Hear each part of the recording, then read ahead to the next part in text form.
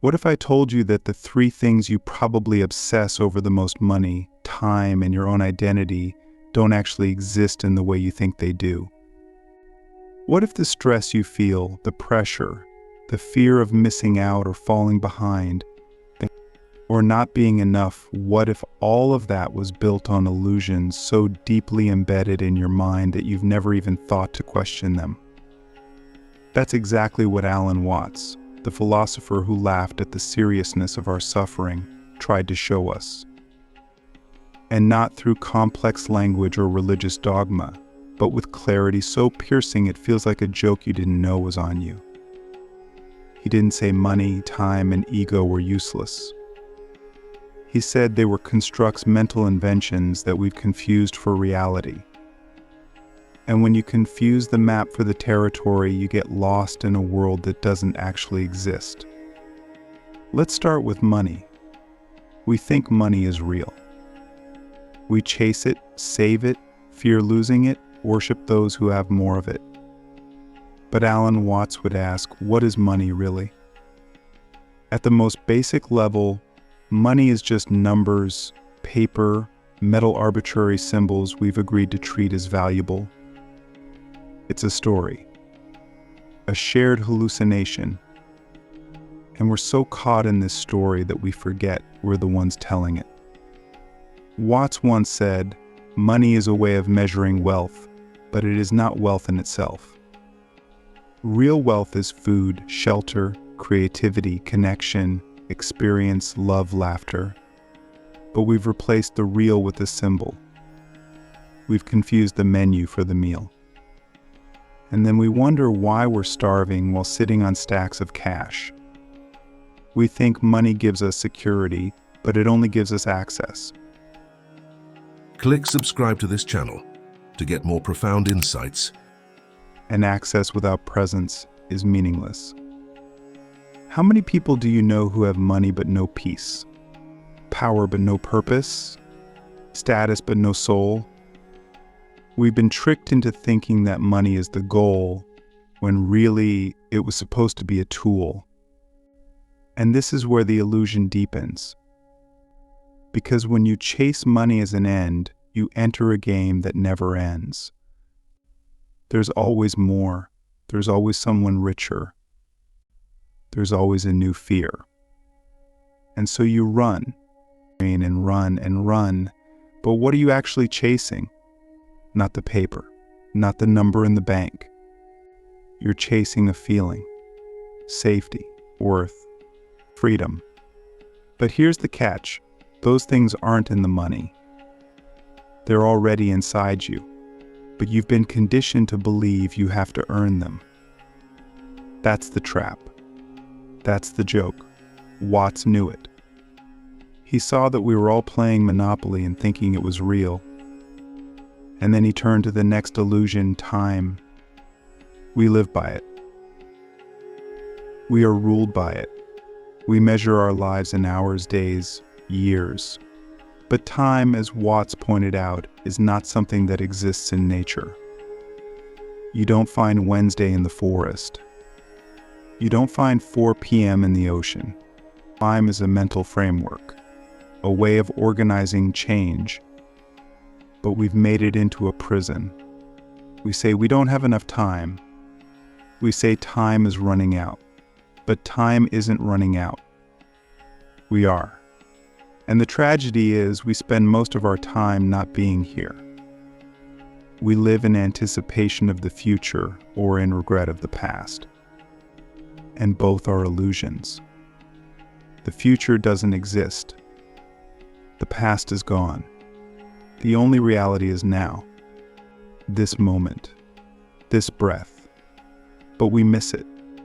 Constantly. Because we're too busy checking our schedules. Watts called it the great hoax. That we're always preparing to live, but never actually living. We say, one day I'll be happy. Once I retire. Once I make enough. But one day is a concept. It's a mirage. You never get there, because there is only here. And when you finally realize that, you stop waiting. You stop postponing joy. You stop sacrificing the present for a future that never arrives. And that's when life begins, when you stop measuring it and start feeling it. But the most potent illusion, the one that feeds the others, is ego. The idea that you are a separate self, a name, a role, a personality, that you are this solid, fixed thing moving through time and space. But Watts would challenge you: who are you really? Strip away your name, your job, your memories, your beliefs, your Instagram bio. What's left? Who is the I that thinks, that worries, that strives? Most of us never ask that question. And because of that, we live in a false identity. We think we are the voice in our head. But Watts reminds us, you are not the voice, you are the awareness of it. You are the space in which thoughts appear and disappear. You are the dance, not the dancer. You are the whole, not the part. And when you realize this, not just intellectually, but experientially, you're free. Free from the need to prove yourself. Free from comparison. Free from the exhausting performance of being someone. Because you realize you were never anyone. You were always everyone. You were the universe playing a role. And the role was never the point. The play was. So here's the wild truth Alan Watts delivers with a grin and a wink. Your money, your time, your ego, they're not real. Not in the way you think. They're tools. They're costumes. They're ideas we invented to navigate the world. But we forgot they were inventions. We started worshiping the tool instead of living the life. And that's why we suffer. Not because life is hard, but because we're hypnotized by symbols. We're trading presence for performance, reality for representation. So let me ask you, what would your life look like if you stopped believing the story? If you stopped chasing money and started feeling wealth? If you stopped racing the clock and started dancing in the moment? If you stopped defending your ego and started dissolving into awareness? Would you live differently? Would you love differently? Would you finally feel free? That's the invitation, not to abandon the world. Not to renounce money or burn your calendar or forget your name, but to see through them, to use them without being used by them, or at least to play the game without believing it's real. That's the Alan Watts twist. He doesn't tell you to stop playing. He tells you to start playing well, to remember that life is a dance, not a march, a painting, not a contract, a song, not a spreadsheet. And once you really see it, everything changes. Not because the world changes, but because your relationship to it does. You stop being a victim of time. You stop being a slave to money. So now you've seen through it. You've glimpsed the curtain behind the stage, the realization that money, time, and ego aren't what they appear to be. That they're constructs, not constants. Tools, not truths.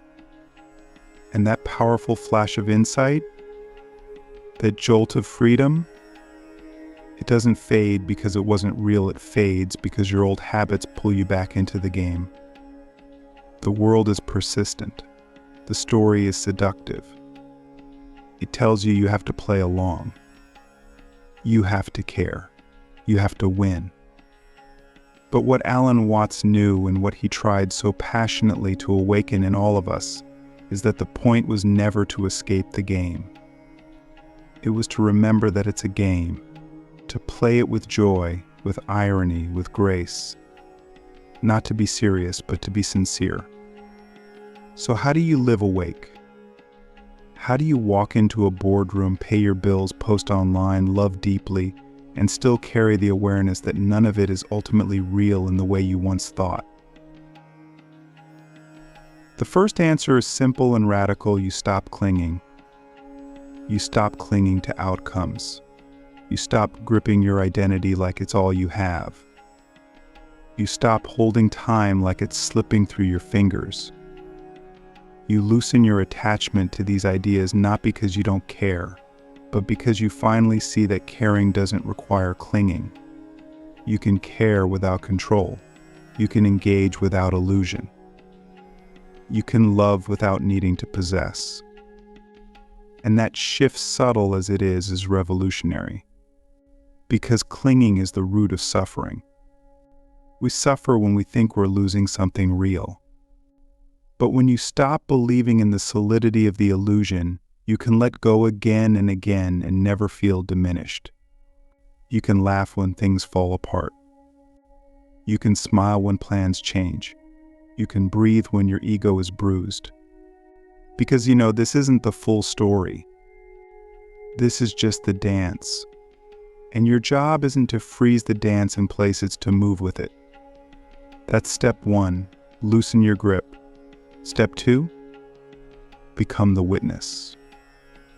Alan Watts would say that the ego is not who you are.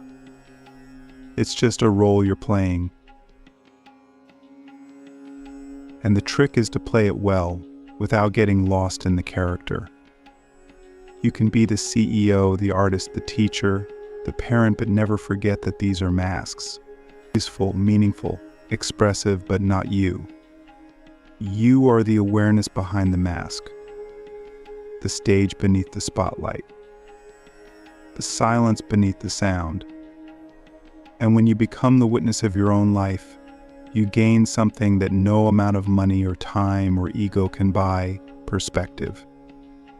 You realize that you can watch your thoughts without being ruled by them, that you can feel emotions fully without being consumed, that you can show up to your responsibilities, your dreams, your relationships not as someone desperate to prove your worth, but as someone playing a beautiful and temporary game of form. That's what it means to live awake. You don't stop acting, you just stop identifying. You don't stop feeling, you just stop believing that every feeling is the truth.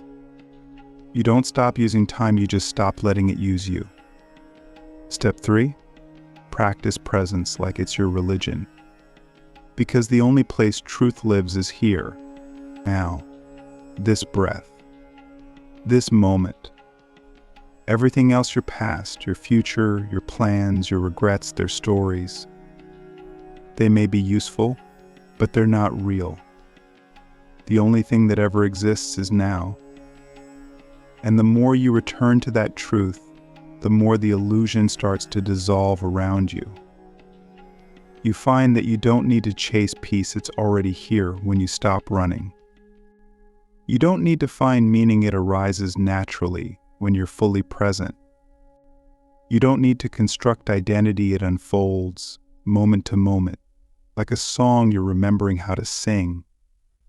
This is why Watts always brought us back to play, to music, to dancing. Because these are the moments where we forget ourselves and in doing so, finally remember who we are. You don't dance to arrive somewhere. You dance because dancing is the point. But here's where it gets even more beautiful. When you live this way, you don't become passive. You become powerful. Not in the traditional sense, not in the egoic sense of dominating or conquering, but in the deeper sense.